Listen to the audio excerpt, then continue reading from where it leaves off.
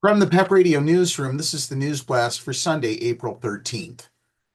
LGBTQ Nation is reporting that Dr. Ruth Madievsky is terrified for her patients. As a clinical pharmacist who specializes in HIV care, she has watched the people she works with react in real time to the Trump administration's antagonization of LGBTQ plus people and HIV/AIDS prevention programs. It's enraging to watch the Trump government, which previously set a goal to eradicate the virus in the United States by 2030, abandon vulnerable Americans and retreat from its long-standing global HIV response, she wrote in the New York Times.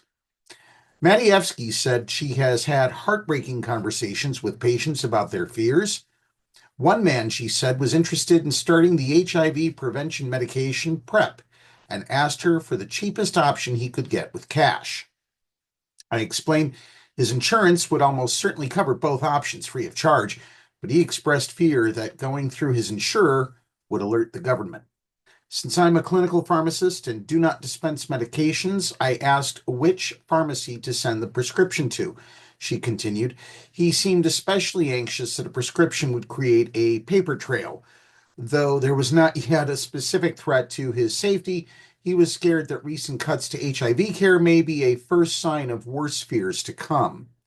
She called this one of the most agonizing conversations of her career. No one should have to worry that preventing HIV could endanger them, she said. These painful discussions have only increased, she said, as the Trump administration abandons the fight against HIV. For each patient who discloses fears about what will happen under this administration, I wonder how many others are too afraid to seek the care they need altogether, she said. As healthcare providers, we have committed ourselves to protecting our patients from harm. Words of support are not enough to combat policies and rhetoric that could worsen public health inequities for marginalized groups. Her solution: intensified PrEP prescriptions to prevent the disease from spreading. She urged healthcare providers to routinely screen people for PrEP, saying it should be as common as checking blood pressure. For some, this won't be difficult. Others may need help working through their own biases.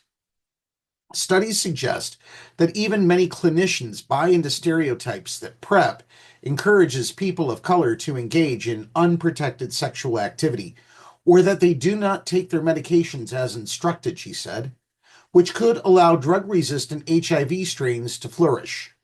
Those assumptions contribute to PrEP being prescribed at inequitably low rates.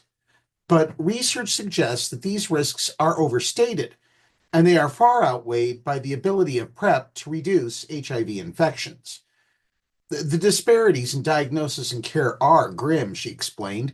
The incidence of HIV in the United States is about 0.4%, but studies have estimated that 14% to 42% of transgender women are living with HIV.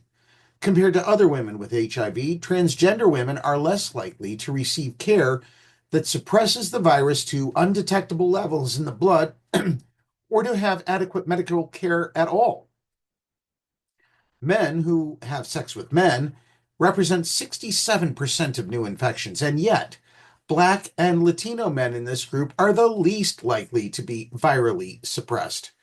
Overall, Black and Latino people account for 70% of new diagnoses and 61% of deaths among individuals with HIV. The Trump administration could disrupt HIV/AIDS care and prevention at catastrophic levels. And while Madievsky acknowledged that she and her colleagues certainly cannot avert mass death on that scale, she also emphasized that to continue with business as usual is to surrender to the future. If you are watching our news video version of today's broadcast, please subscribe to the PEP Radio channel. Be sure to download the Live 365 app to take PEP Radio with you wherever you go. Up next, we have the National Weather Service forecast for the Meadville area here on PEP Radio.